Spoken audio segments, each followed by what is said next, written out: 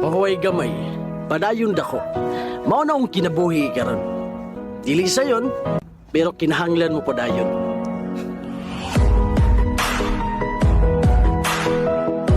Mga katanom. So, surko ta sa tong talong. Ato ning surkohon kay tagas na. Naliyon na mo kay sagbot. Ato ning narohon karon kay ning init ta pod. So mo ni trabaho diri sa bukid. Mo ni trabaho sa bukid mananom. Nya bisan og uwan init, mo gini atong trabaho. So mo ni atong gitanom nga taong. So mo na gipakita sa inyo. Karon surko na. Amo ta kita kay mo ni atong trabaho. Kung nakuha natong kurso, magdadaro. Pero okay ra kay hindi man ang trabaho.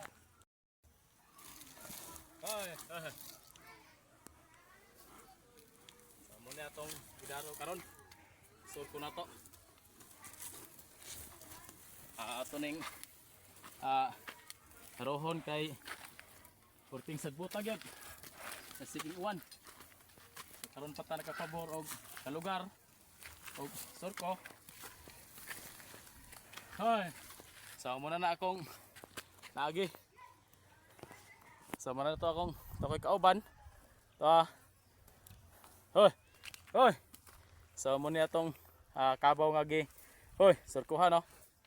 Muna siya. So muna atong matalong.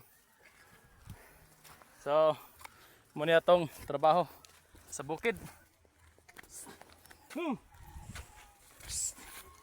Pas mau kay ini tabaw. Agoy.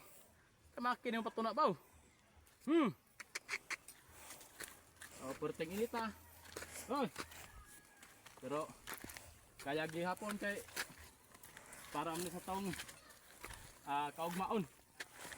Atay permanente nga income. O oy. Oy. Pangtustos sa atong paginahanglan.